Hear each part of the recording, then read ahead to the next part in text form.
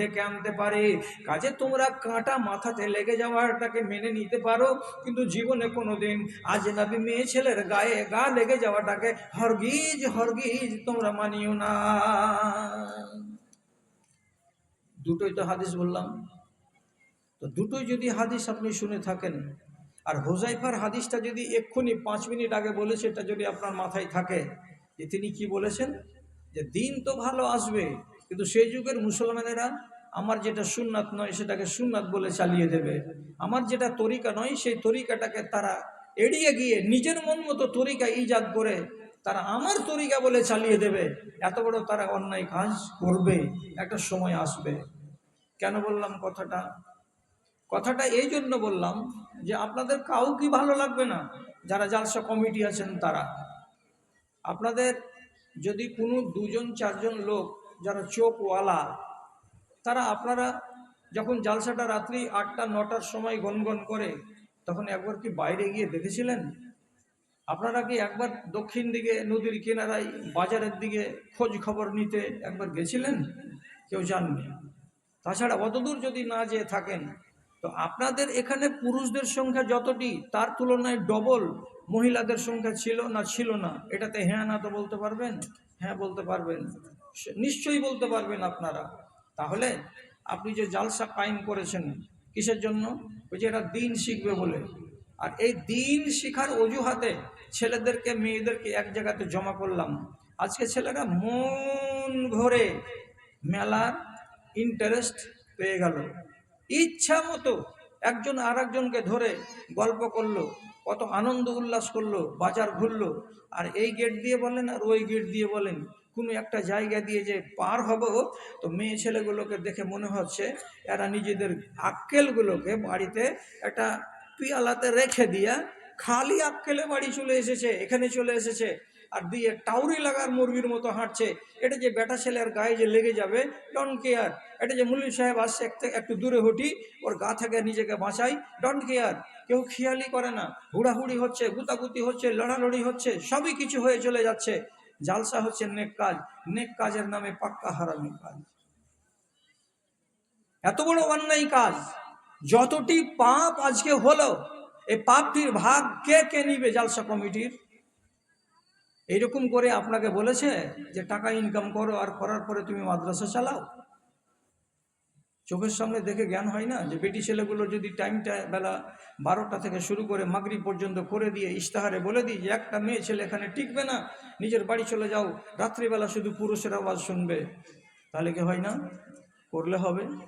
আর না হয় আপনার যদি ক্ষমতা থাকে তো মহিলাদের জন্য স্বতন্ত্র একটা দিন করে দেন, যে তোমাদের বুধবার আর পুরুষ লোকদের হবে বৃহস্পতিবার। বুধবারের দিন ছেলেরা আসবে না, আর বৃহস্পতিবারের দিন মেয়েরা আসবে না, তোমরা আলাদা থাকো, তোমরা আলাদা থাকো।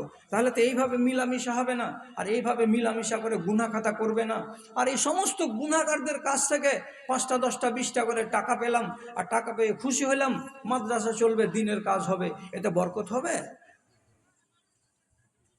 আপনারাকে আগামী দিনের জন্য ভাবতে বলছি, যে আপনার ময়দান যখন ছোট, তখন আপনাকে কোনো না কোনো একটা ডিসিশন নিতেই হবে, যাতে করে পাপ থেকে আমি নিজে বাঁচি আর আমার কমকে আমি বাঁচাতে পারি। তাহলে তো হলাম আমরা ইমানদার। ইমানের দিকটা দেখছি না কেন? জমানাটা এত আমাদের এরকম ড্যামেজ কেন হলো? মুর্শিদাবাদের যতগুলো জালসা দেখবেন এখনকার দিনে সব একই নিয়ম। ওই দিনের বেলা থেকে মাগরিব পর্যন্ত মেয়েদের, রাতের বেলায় ছেলেদের, অথবা কোনো কোনো জায়গাতে একদিন হবে মেয়েদের আর একদিন হবে ছেলেদের। তাহলে একটু শাসন থাকবে। আর দোকানওয়ালাদেরকে একটা ইশতেহারে লিখে দিয়ে 10টা স্বেচ্ছাসেবক দেন, আর দেওয়ার পরে কমসে কম লাঠি হাতে করে ওরা মুখে বলুক যে দোকান বসবে না।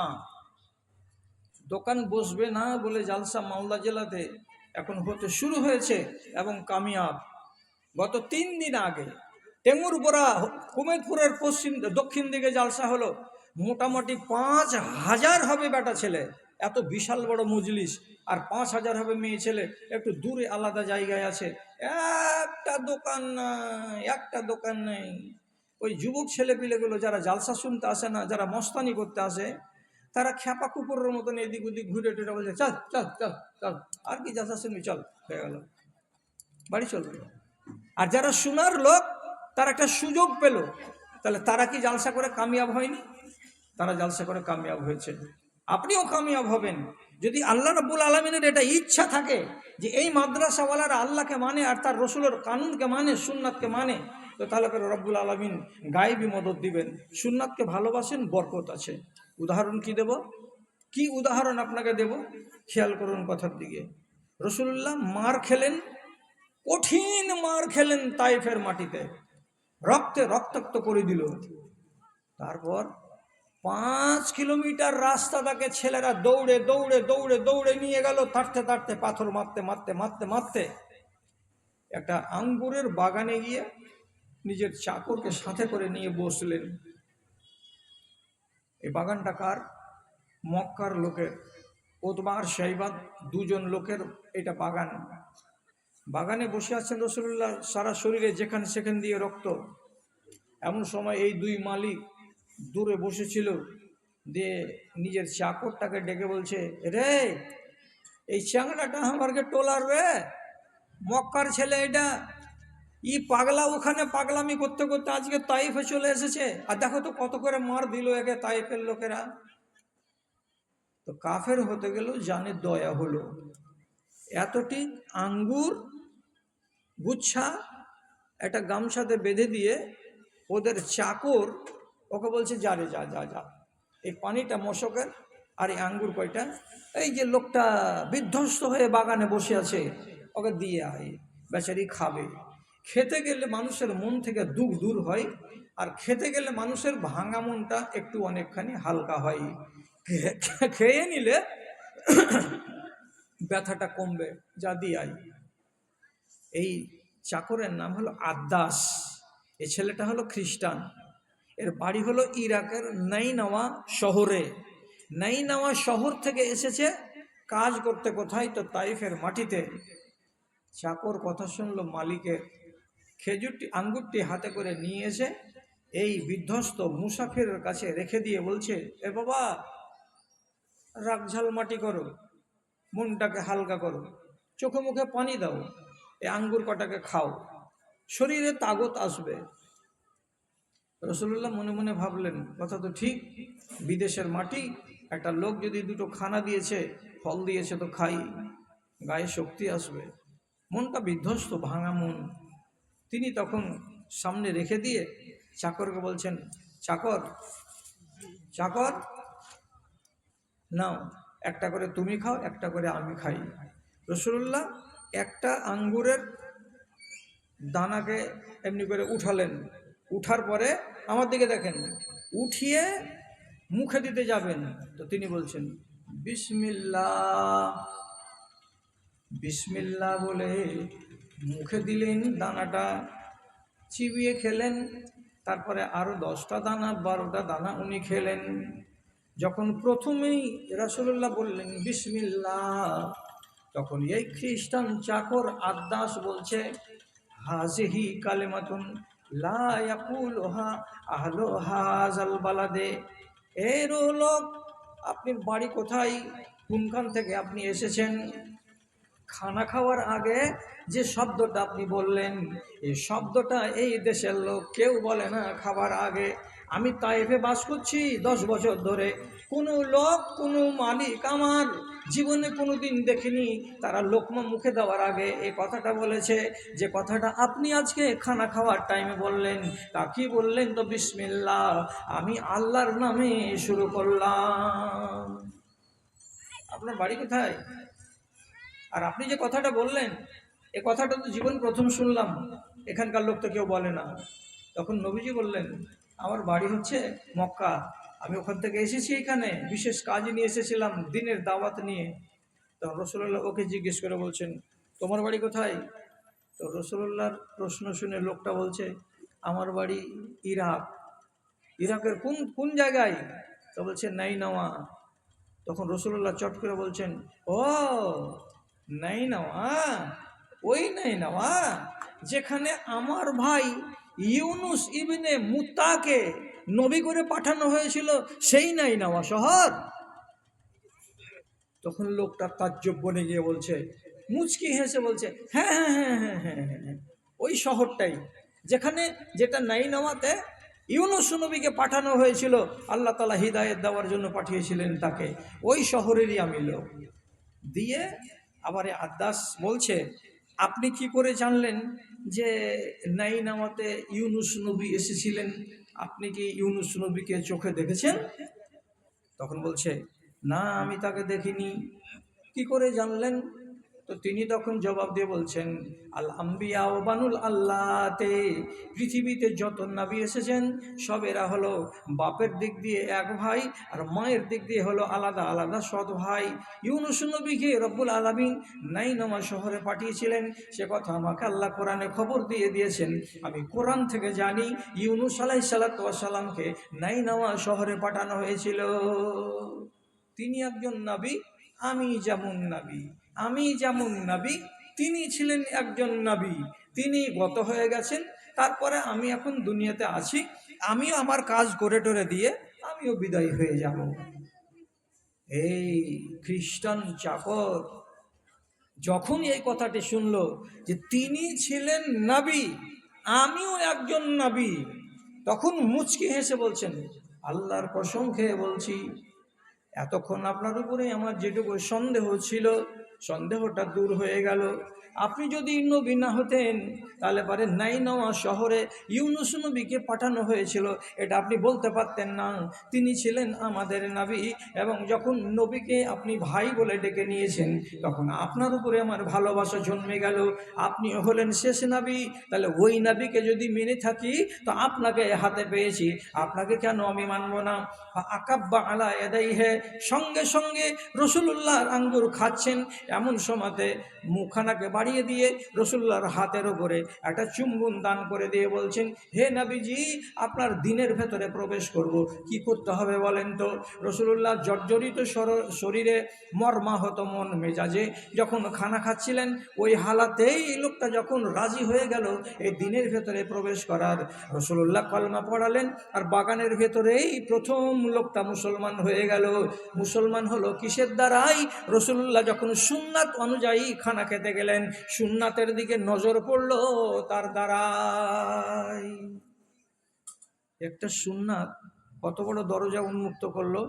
রসুল্লাহ এবার হাসছেন আর বলছেন, পরওয়ারদিগার, 10 মিনিট আগে তোমার কাছে অভিযোগ করেছিলাম, আমি অভিযোগ ফিরিয়ে নিলাম। আল্লাহ, ইরাকের মাটিতে মার খেয়েছি হেদায়েত দিতে এসে, যে লোকেরা মানলো না, কিন্তু দেখা আমার বিসমিল্লাহ হয়ে গেছে, একটা লোক ইমান এনে নিয়েছে। আর কিছুদিন যেতে গেলে তায়েফের লোক যে ইমান আনবে না, এর কোনো মানে নেই, এদের আলাওলাদেরা আমার দাওয়াতকে কবুল করবে, এরা একদিন ইমানদার হয়েই যাবে। আজকে দেখেন ইমানদার, কিন্তু ইমানদার হওয়ার সূচনাটা কোনখান থেকে হলো? সুন্নাতকে পালন করা, চোখে দেখলো, তাদের থেকেই শুরু হয়ে গেল। তো আপনি সুন্নাতকে কেন মানেন না? বিয়েতে সুন্নাত নাই? আছে। খাওয়া দাওয়াতে সুন্নাত নেই? আছে। আপনার জীবন যাপন করবেন বিবির সঙ্গে, তাতে সুন্নাত নেই? আছে। বড় দুঃখ লাগে, ওয়াজ করে করে 65-66 বছরে পড়ে গেলাম, মুসলমান জাতি রসুল্লাহর সুন্নাতকে অগ্রাহ্য করে নিজের মন মতন চলছে আর নিজের মন মতো জিন্দেগি কাটাচ্ছে। আপনারা কি কথাটা শুনে খুশি হবেন যে আমি একটা কাটিহার জেলায় কোনো এক জায়গায় জালসা করেছি, তো সেই জালসাটার প্যান্ডেলটার খরচ হলো 3.5 লক্ষ টাকা।